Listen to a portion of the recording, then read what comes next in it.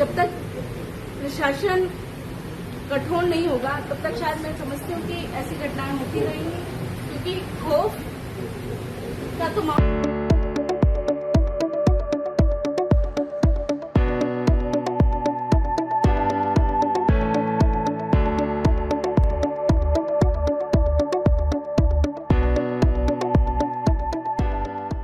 मैंने बताया आपको अभी भी। और वास्तव में दोनों की माता पिता की स्थिति ऐसी है कि शायद उनसे बात करना भी बहुत मुश्किल हो पा रहा था। उनकी माँ इतने सदमे में है कि बात भी नहीं कर पा रही थी। वो बार बार बेहोश हो रही थी और उन्हें बार बार पानी और दवाई भी जा रही थी ताकि वो होश में रहें। और पिता भी बात करने की स्थिति में नहीं थे। जब भी वो बात कर रहे थे उनकी आंखों से आंसू झलक रहे थे और कंटिन्यू हम उनको दिलासा दे रहे थे, तब जाकर के कुछ बहुत वो बोल पाए हमसे। और जो घटना हुई वास्तव में शर्म आती है कि एक बच्ची के साथ इतनी बड़ी घटना कैसे हो गई। जब तक प्रशासन कठोर नहीं होगा तब तक शायद मैं समझती हूँ कि ऐसी घटनाएं होती रहेंगी, क्योंकि खौफ का तो माहौल जैसे खत्म सा हो गया है। वर्तमान सरकार से निवेदन करते हैं कि आप महिलाओं की रक्षा और सुरक्षा के लिए क्या करने वाले हैं, इस बात का हमें जवाब दें। और जो आपने सरकार में आने से पहले अपने मैनिफेस्टो में वादे किए थे कि हम हर जिले में एक महिला थाना, हर थाने में महिला डेस्क लगवाएंगे, वो सब शायद चुनावी वादे थे या और कुछ। अभी तक तो शायद चुनावी वादे ही लगे। यदि वो सरकार वास्तव में इसमें गहन चिंतन नहीं करेगी तो आज भी पूरे देश में राजस्थान अव्वल नंबर पे आ गया। और हर जिले में हर दिन एक भी दिन ऐसा नहीं जाता जिस दिन अखबार में महिला उत्पीड़न को लेकर, महिला रेप को लेकर कोई न कोई घटना नहीं है। हर दिन छपा होता है और 12 से 15 लगभग ऐसे केस हर जिले में जगह जगह पे आपराधिक प्रवृत्ति के लोगों के दर्ज होते। उसके बावजूद सरकार इस पे कोई एक्शन नहीं ले रही है। ये समझ में नहीं आ रहा कि क्या सिर्फ उनका ये चुनावी मुद्दा था या वास्तव में आत्मीयता से बहन बेटियों की रक्षा करना।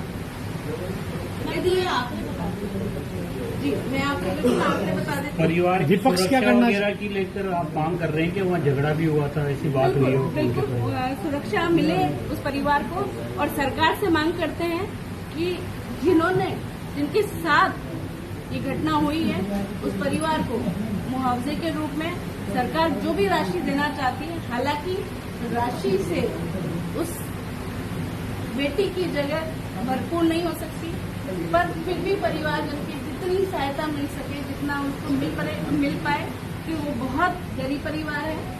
मैं देख के आई हूँ, टापरी में रहते हैं और इतनी दयनीय है। तो सरकार से मांग है कि उनकी जो भी सहायता राशि कर सकते हैं वो मदद करें। क्या वो दबंग है दूसरा परिवार? दूसरे परिवार से देखिए मैं मिली नहीं हूँ, और दबंग हो या नहीं हो, महिला के साथ, बेटी के साथ, माँ के साथ यदि गलत होता है तो वो चाहे दबंग हो चाहे वो कमजोर हो, गलत मतलब गलत, हम इस बात को जानते हैं। और चाहे वो कोई भी हो, क्योंकि हमारी बहन बेटी के साथ गलत करेगा, वो चाहे अपना हो तो भी गलत है, चाहे वो दूसरे का है तो भी वो गलत है, क्योंकि बहन बेटियां हम सबकी है। नहीं, सवाल ये जो जिन लोगों ने ये करते किया है वो दबंग है क्या? मैं वही कह रही हूँ, गलत किया है तो दबंग हो तो भी सजा मिलनी चाहिए, और नहीं है तो भी सजा मिलनी चाहिए। इससे आगे होने वाली ऐसी कोई घटना नहीं हो सके, इतना खौफ हो जाए कि फिर आगे इस तरह की कोई घटना नहीं हो। इसलिए वो दबंग है तो भी उसे सजा मिले, और वो कमजोर हो तो भी सजा मिले। कांग्रेस क्या सड़कों पे उतरेगी? बिल्कुल कांग्रेस सड़कों पे उतरेगी। और सड़कों पे उतरने वाली बात से मैं एक बात और कह देती हूँ, कल हमारे कांग्रेस भाई एनएसआई के पदाधिकारी, हमारे प्रदेश अध्यक्ष भाई विनोद जाखड़ जी भी आए हुए थे, और उन्होंने नीट को लेकर के जो प्रदर्शन किया, प्रशासन ने कितने गलत व्यवहार किया उनके साथ, उन्हें मारा पीटा लाठीचार्ज किए। क्या विपक्ष का काम अपनी बात रखना भी नहीं है? अपने शहर की, अपने देश की बेटियों के साथ, भाइयों के साथ जो नीट का एग्जाम हुआ, देश का इतना बड़ा सेंट्रलाइज्ड एग्जाम जो पेपर लीक हो गया, इतनी बड़ी बात को छुपाने का काम कर रही है भाजपा सरकार और मोदी सरकार। यदि हमारे भाइयों ने उस बात को उठाना चाहा तो उनके साथ लाठीचार्ज करके उनकी बात को दबाया जा रहा है। इतनी बुरी तरह से गर्दन से उन्हें मारा गया। शर्म आती है ऐसी सरकार पे कि वो हमारे भाइयों के साथ, हमारी बहन बेटियों के साथ और हमारी युवा पीढ़ियों के साथ गलत कर रहे हैं। जो शिक्षक भर्ती है 3rd ग्रेड की, उसमें 50% रिजर्वेशन दिया है महिलाओं को, क्या कहेंगे आप उसको?